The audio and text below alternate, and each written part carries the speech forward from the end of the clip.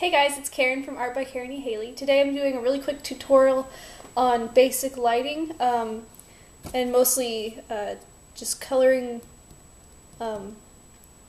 skin with the Copic markers in different types of lighting. So here we go.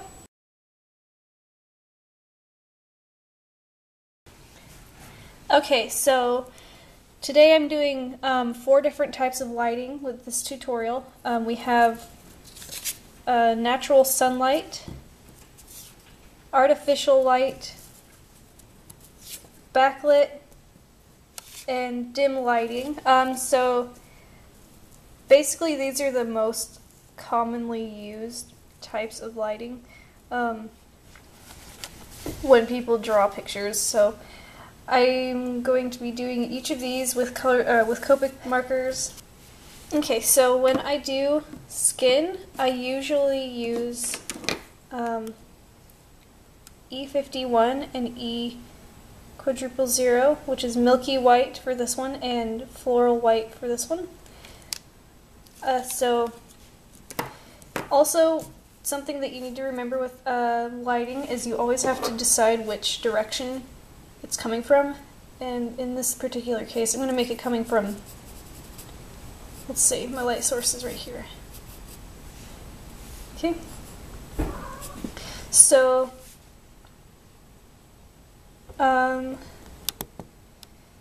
when I do something with lighting, I usually color the background first because that way you can get the lighting correct.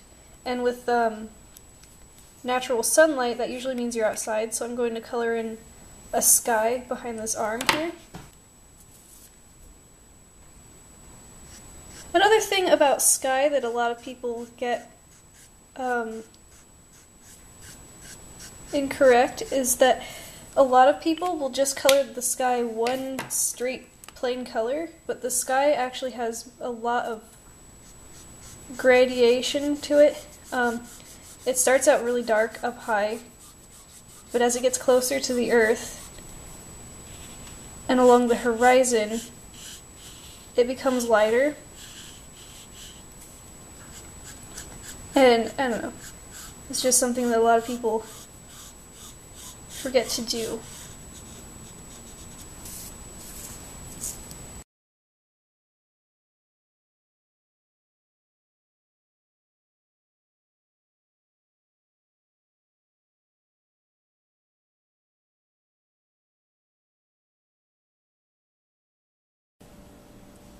Okay, so now that we have our sky and our background color put in, we can start coloring the arm.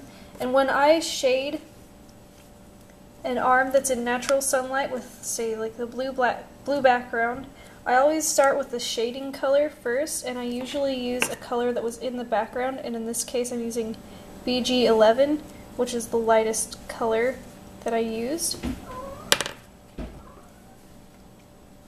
So, since the light is coming from this direction, I'm going to be putting the shades over here, but I'm not going to put them right up against the arm. And that's because when you're outside, there's a little area of reflected light along this edge that would not be the darkest part. The darkest part of the shadow will actually be right where the shadow starts, so I'm going to draw the edge of the shadow.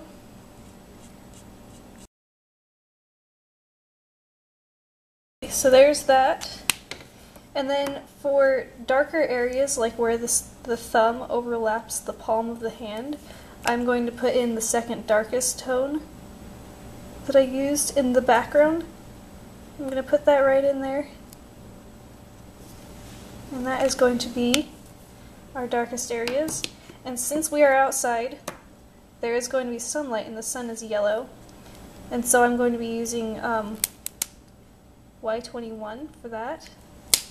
And I'm just going to put that along this line here.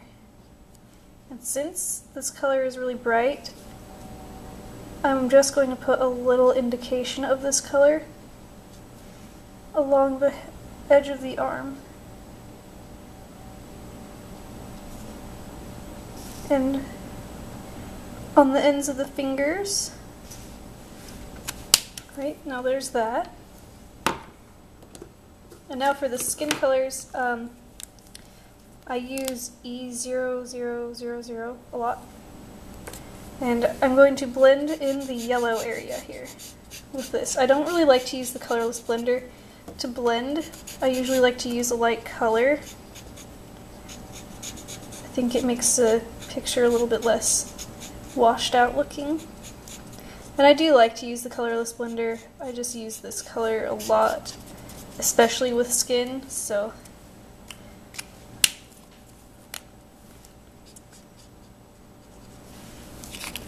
See, I went over the line around here with some blue. I don't know if you can see it, but if you color towards the edge, that will pretty much push it back out of the picture,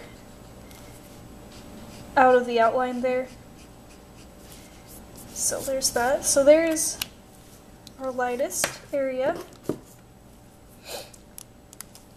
Now I'm going to be putting in E51 now. So I'm going to color along this line.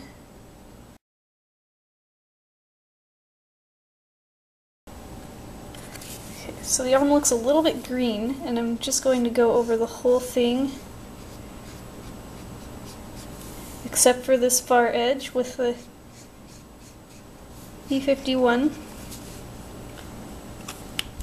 And then I'm going to go over this shadowed area with B41.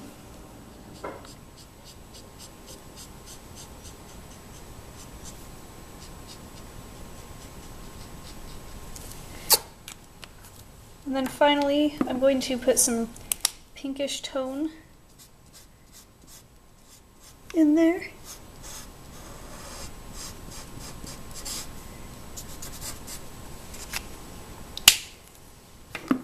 Okay, so now the arm still looks a little green because I put some pink or some of the BG11 in there for shading. So I'm going to take W2 to kind of tone that down a little bit and make it look more like a shadow than a green stripe on the arm.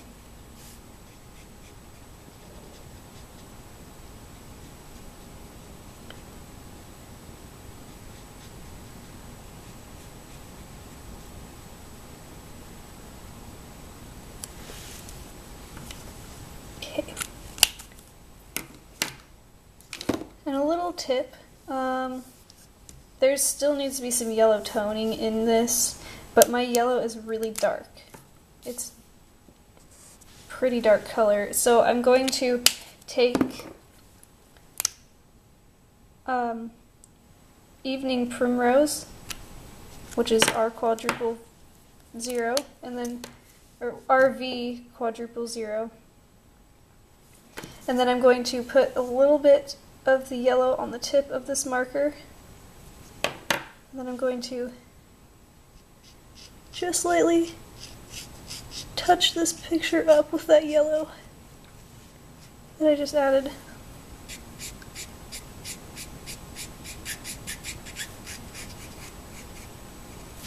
And there you have it.